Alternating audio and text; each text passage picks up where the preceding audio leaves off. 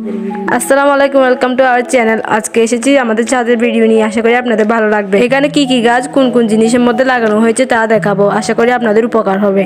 চলেন শুরু করি। দেখতেই পাচ্ছেন প্রথমে একটা গাবলার মধ্যে ফুল গাছ। এটার নাম কি জানেন? আমি নিজেও জানি না।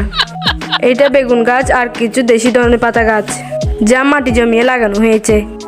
আর এই বড় গাছটা হলো এক ধরনের বেগুন গাছ, যেটাকে চিটাঙ্গা ভাষায় বলে বেডবায়ন। এখানে যেগুলো দেখতেছেন এগুলো হলো লাল দানা গাছের চারা, যেগুলো একটার উপর 10টা করে করে লাগানো হয়েছে, যেন ছাদে আর জায়গা নাই। আবার এদিকে কোনার মধ্যেও কতগুলো আছে বেগুন গাছ। এটা হলো খুব সুন্দর গোলাপ গাছ। দেখতেই পাচ্ছেন গোলাপ গাছে অনেকগুলো গোলাপ ফুটেছে, খুব সুন্দর, নাইস। আর এই গোলাপ গাছটা লাগানো হয়েছে ফাটা বালতির মধ্যে। আবার ফাটা বালতির মধ্যে আরো একটি বেগুন গাছ। আবার বেগুন গাছ যেটা বড় মেরিলের ডিব্বাতে। এটা মরিচ গাছ যেটা 5 লিটারি তেলের বোতল কেটে লাগানো হয়েছে। সামনে 2টা বালতি দেখতে পাচ্ছেন, এখানে কোনো না কোনো গাছ লাগানো হবে। এটা হলো বোতল দিয়ে গাছ লাগানোর নিনজা টেকনিক, যাতে গাছ বেশি হজম হয়। তেলের টাঙ্কিতেও বাহ বাহ। আবার আরো একটি ফাটা বক্স বেগুন গাছ। এটা কি দেখা যাচ্ছে? ওমা, ফাতিলও বাদ দি নাই আমরা। পাশের চাটনিও আছে, যাতে আমরা ফুল গাছ লাগাইছি। কিছু বাদ দেবেন না, বাসার মধ্যে যেগুলো আছে ওইগুলোর মধ্যেই গাছ লাগাই দিবেন। গাছ লাগান, পরিবেশ বাঁচান। এখানে দেখতে পাচ্ছেন এটা বাত পাতা গাছ। এবার দইয়ের বাড়িতে ফুল গাছ, ওয়াও। সামনে দেখতেছি 2টা রঙের বালতি আছে, এখানেও কোনো না কোনো গাছ লাগানো হবে। আরো একটি বক্সে গাঁদা ফুল গাছ।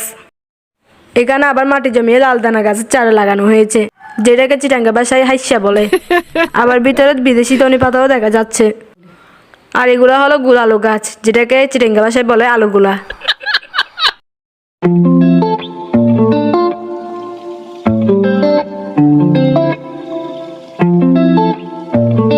ফাটা লোহার বালতিটাও বাদ দিলাম না, সেখানেও বেডবায়ন গাছ লাগাই দিছি। ছোট রঙের ডিব্বা দিয়েও গাছ লাগালাম। সামনে আরো গাছ লাগাবো। আরো কি কি জিনিসের মধ্যে গাছ লাগানো যায় আপনারা আমাদের কমেন্ট করে বলেন।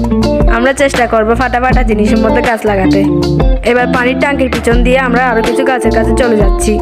সামনে একটা ট্যাঙ্কি দেখা যাচ্ছে, ওইখানেও গাছ লাগানো হবে। ফাটা বালতিও বাদ না, সেখানেও গাছ লাগানো হয়েছে। সামনে রঙের বালতিতে পানি রাখা হয়েছে গাছে দেওয়ার জন্য। ছাদ বাগান থেকে ধনে পাতাগুলো নেওয়া হয়েছে। এখন আমরা নিচে নেমে যাচ্ছি। সামনে একটা বড় অ্যালোভেরা গাছ দেখা যাচ্ছে। এবার আমরা বাসার ভিতরে ঢুকে যাচ্ছি বেলকুনির গাছগুলো দেখানোর জন্য। গোসল করার মগও বাদ দেওয়া হয় নাই। দইয়ের বাড়িও লাগানো হয়েছে ফুল গাছ।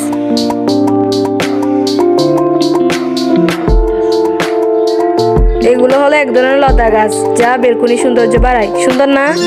আজকে এতটুকুই। আমাদের ছাদ বাগানের ভিডিওটা ভালো লাগলে like, share and subscribe. Thank you. আল্লাহ হাফেজ।